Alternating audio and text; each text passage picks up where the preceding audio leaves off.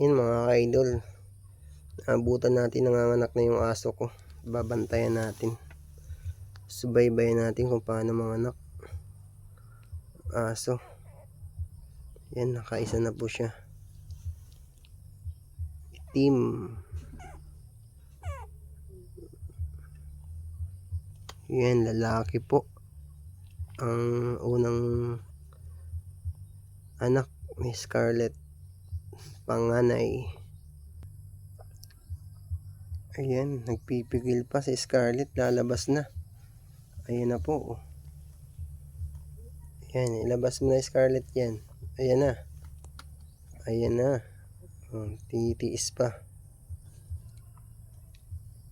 Pipigil pa si Scarlett. Yun. Sige, okay, Scarlett. Okay. Sige pa, sige, malaki, sige, sige.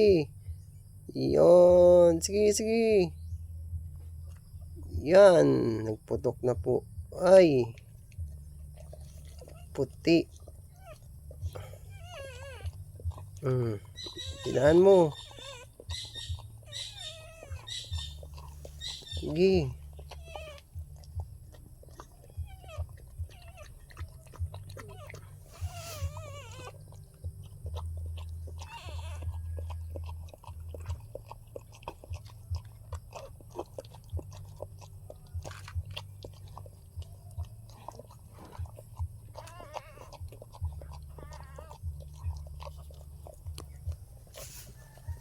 Bilisan mo, Scarlett, baka mamatay yung aso. Ano kaya yun, guys? Mga idol, buhay pa kaya? Ayan, hindi man natin alam kung paano yun, ano, kaya hindi natin mapakalman. Baka tayo ikagatin. Ayan, alam yan. Alam po yan ng aso kung anong gagawin niya sa kanyang anak. Yan, ginangat-ngat niya, oh.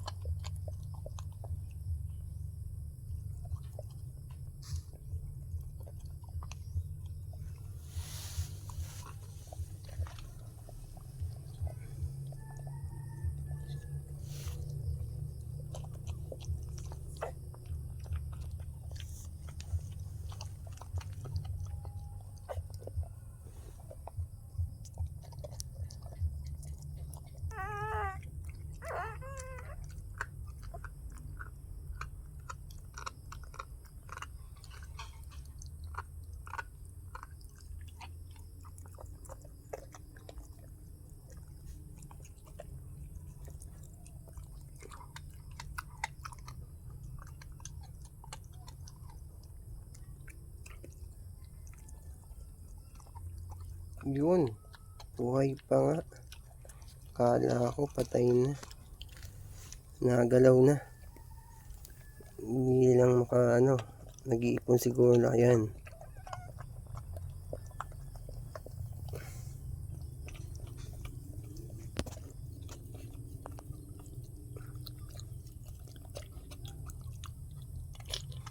Yun, pinuputol na ni Scarlett ang pusod.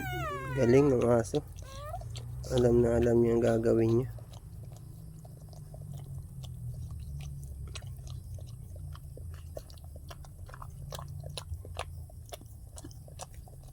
Ayan guys, pangalawang anak ni Scarlett, batik.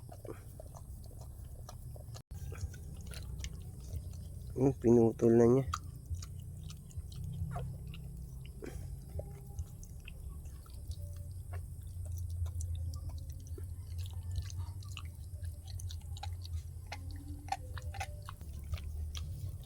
Buhangin na yan, Scarlett. Diyan ka pa ng anak.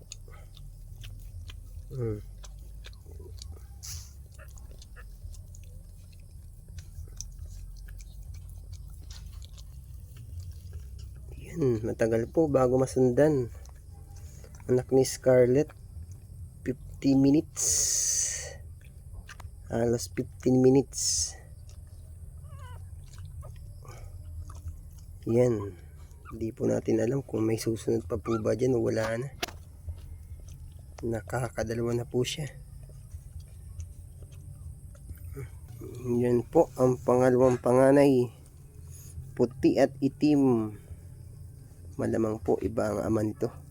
Hindi katulad ng isa oh. All black na may brown.